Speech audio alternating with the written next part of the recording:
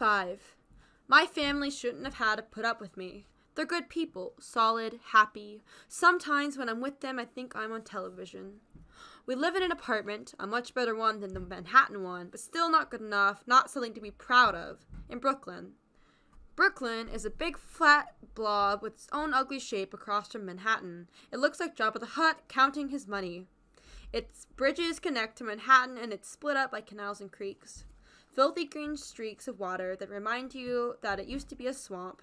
There are brownstones, limestone and maroon houses that stand like fence posts and always have Indian men refurbishing them. And everybody goes crazy for those, pays millions of dollars to live in them. But other than that, it's a pretty statusless place. It's a shame we moved out of Manhattan, where all the real people in power live.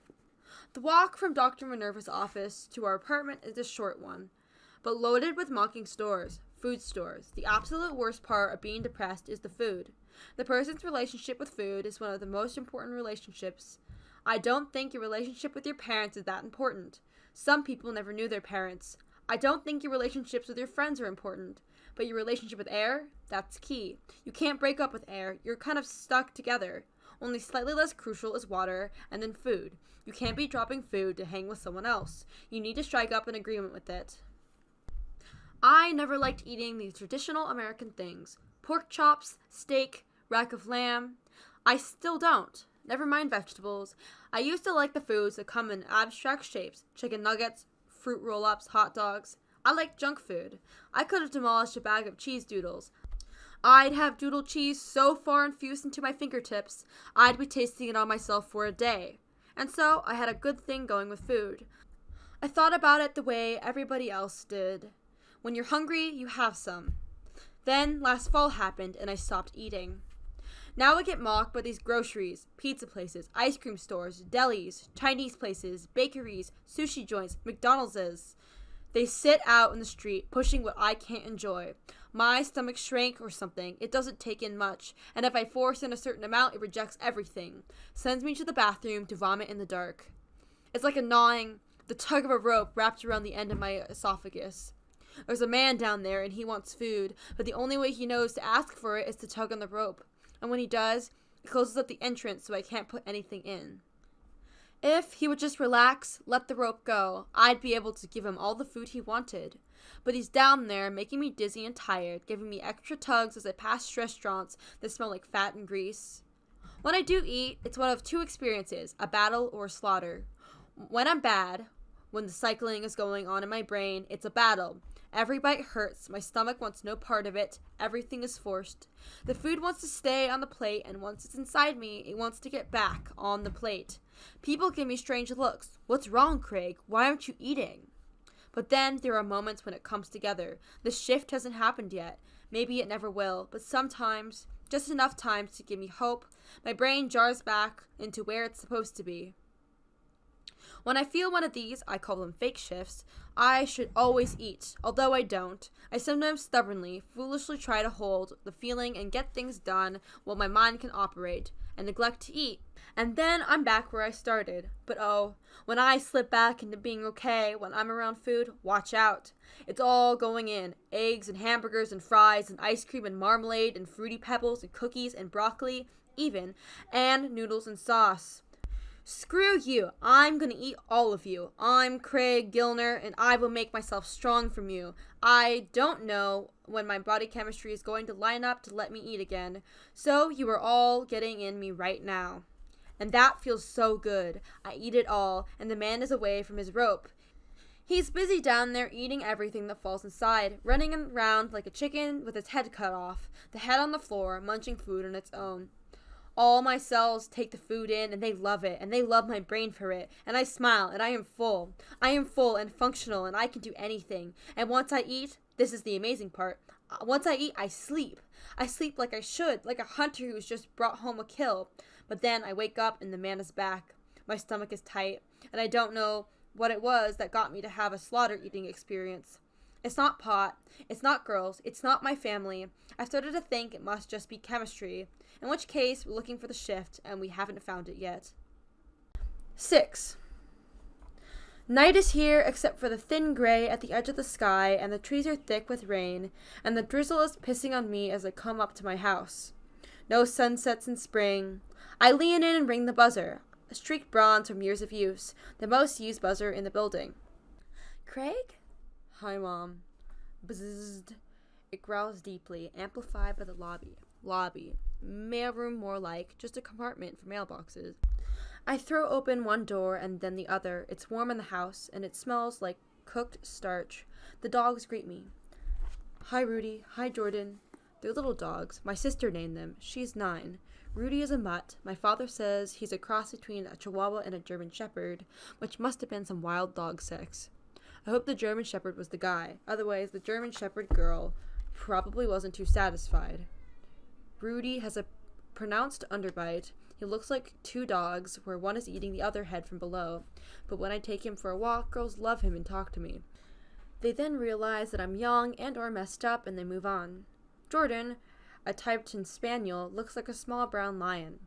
He's small and cute, but completely crazy. His breed was devised in Tibet for the purpose of guarding monasteries. But when he came into our home, he immediately fixated on the house as a monastery, the bathroom as the most sacred monastic cell, and my mom as the abyss. You can't go near my mother without Jordan protecting her. When she's at the bathroom in the morning, Jordan has to be there with her, placed up on the counter by the sink as she brushes her teeth. Jordan barks at me. Since I started losing it, he started barking at me. It's not something any of us mention. Craig, how is Dr. Minerva? Mom comes out of the kitchen. She's still tall and skinny, looking better each year. I know that's weird to think, but what the hell? She's just a woman who happens to be my mom. It's amazing how she looks stately and confident as she gets older. I've seen pictures of her in college, and she doesn't look that much. Dad is looking like he made a better decision every year. It's okay. I hug her. She's taken such good care of me since I got bad. I owe her everything, and I love her, and I tell her these days, although every time I say it, it gets a little diluted. I think you run out of I love yous. Are you still happy with her? Yeah. Because if you're not, we'll get you someone else. You can't afford to get anyone else, I think. Looking at the crack in the wall next to my mom. This crack in our front hallway has been there for 3 or 4 years. Dad paints over it and it just recracks. We've tried putting a mirror over it, but it's a strange place to put a mirror, on one side of the hallway. And my sister started calling it a vampire mirror to tell people who came into the house were vampires. And it came down after a few weeks when I came home, stoned and stumbled into it. Now, there's an exposed crack again. It's never going to get fixed. You don't need to get anyone else. How's your eating? Are you hungry? Yes, I think. I'm going to eat the food my mom made me. I am still in control of my mind, and I have medication, and I'm going to make this happen. Yes. Good. To the kitchen. I go in, and the place is all set for me. Dad and my sister Sarah are sitting at the circular table, knives and forks in hand, posing for me. How do we look? Dad says, banging his silverware on the table. Do we look hungry? My parents are always looking for new ways to fix me. They've tried acupuncture, yoga, cognitive therapy, relaxation tapes, various kinds of force exercise, until I found my bike, self-help books, Taobo, and feng shui in my room. They've spent a lot of money on me. I'm ashamed. Eat, eat, eat, Sarah says. We're waiting for you. Is this necessary? I ask.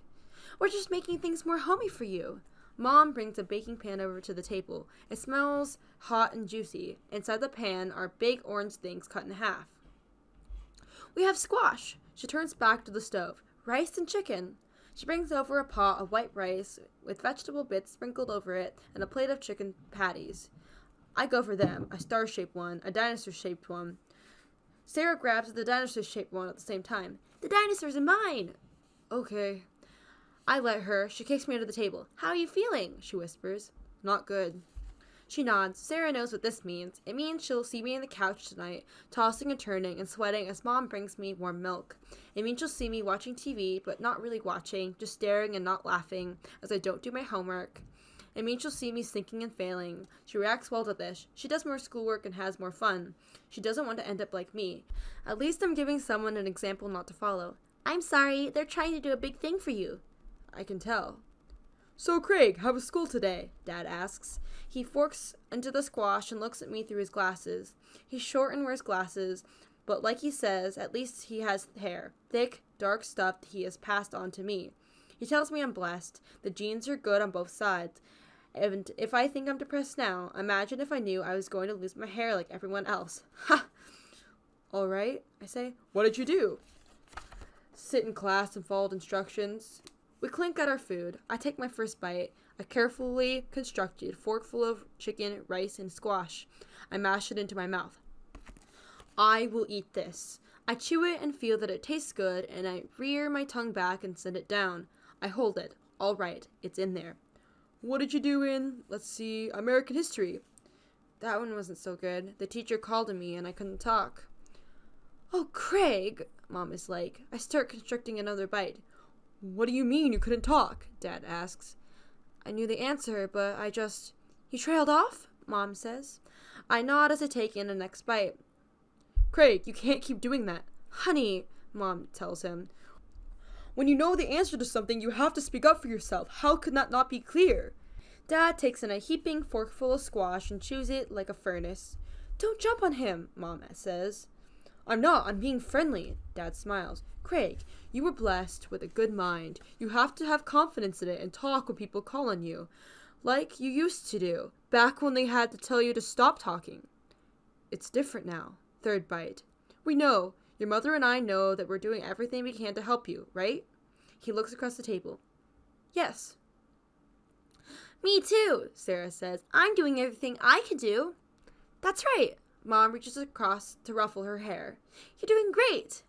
Yesterday I could have smoked pot, but I didn't. I say, looked up, curled over my plate. Craig! Dad snaps. Let's not talk about this, Mom says. But you know, it's important. I'm doing experiments with my mind to see how it got the way it is. What are you talking about? Not around your sister, Mom says. I want to tell you some news about Jordan. Hearing this name, the dog walks into the kitchen, takes up a position by Mom. I took him to the vet today. So you didn't go to work? Right. And that's what you cooked. Exactly. I'm jealous of her. Can you be jealous of your mom for being able to handle things? I couldn't take a day off, take a dog to the vet, and cook dinner. That's like 3 times too much stuff for me to get done in one day. How am I ever going to have my own house? So, you want to know what happened at the vet? It's crazy, Sarah says. We took him in for the seizures he's been having, Mom says. And you'll never believe what the vet said. What? They took some blood tests last time and the results came back. I was sitting in the little room with Jordan. He was being very good. The vet comes in and looks at the papers and says, "These numbers are not compatible with life." I laugh. There's a bite in my fork in front of me. It shakes. What do you mean? That's what I asked him, and it turns out that a dog's blood sugar level is supposed to be between 40 and 100. You know what Jordan's is? What? 9. Ruff! Jordan barks. Then, Mom is laughing now, there's some sort of other number, some enzyme ratio level that's supposed to be between 10 and 30, and Jordan's is at 180. Good dog, Dad says. The vet didn't know what to make of it. He told me to keep giving him the supplements and the vitamins. But that basically is a medical miracle. I look over at Jordan, the Tibetan Spaniel, pushed-in, saggy face, black nose, big dark eyes like mine, panting and drooling, resting on his furry front legs. He shouldn't be alive, but he is, Mom says. I look at Jordan more. Why are you bothering? You've got an excuse. You've got bad blood. You must like living. I guess if I were you, I would. Going from meal to meal and guarding Mom, it's a life. It doesn't involve test or homework. You don't have to buy things. Craig? You shouldn't be able to be alive, and you are. You want to trade? I guess it's cool. It's very cool, Mom says. It's by God's grace that this dog lives. All right, God, forgot about him. He's definitely, according to Mom, going to have a role in me getting better. But I find God to be an ineffectual shrink.